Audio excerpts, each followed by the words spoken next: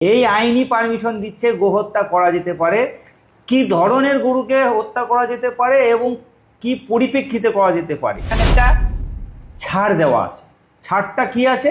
যারা অশিক্ষিত, যারা রাস্তাঘাটে ভুল প্রচার করছেন তাদের উদ্দেশ্যে পুরোটা পড়ে শোনাবো আমি। কোরবানিতে গরু হত্যা করা যাবে না, কোরবানি দেওয়া যাবে না, এটা ভুল কথা। প্রত্যেকটা লোকালে অ্যাডমিনিস্ট্রেটিভ অথরিটির কাছে রিকোয়েস্ট করব যে আইনটা ফলো করে আপনারা সার্কুলেট করুন, ভুল বার্তা দেবেন না মানুষকে। এবার আসছি ঈদের কথা। এগুলো ব্যবসা ভিত্তিক যেটা হয় তার জন্যেই নোটিফিকেশান, কিন্তু এটা মাথায় রাখবেন।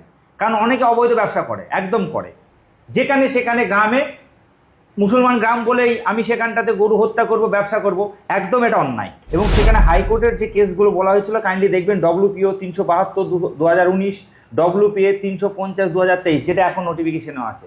সুতরাং বর্তমান রাজ্য সরকার যে বিজ্ঞপ্তি জারি করেছে, এই বিজ্ঞপ্তি প্রত্যেক বছরই জারি হয় এবং এটাকে ফলো করে লোকাল প্রশাসন ব্যবস্থা নেয় এবং সুষ্ঠুভাবে জিনিসটা চলে। এই নোটিফিকেশনটা গরু হত্যা বন্ধ করার ক্ষেত্রে নয়, গরু হত্যাটার যেটা হয় সেটাতে কতগুলো বিধিনিষেধ আরোপ করা হয়েছে। বিজ্ঞপ্তিতে কোথাও বলেনি যে গরু হত্যা করা যাবে না। রাজ্য সরকার যে নির্দেশিকা জারি করেছে বিশেষ করে গরু হত্যা নিয়ে, যে তাতে যে মুসলিম সমাজের যে ঈদুল আজহা অর্থাৎ কুরবানি, সে বিষয়ে মুসলিম সমাজ কিন্তু একটু চিন্তিত যে গরু হত্যা নিয়ে।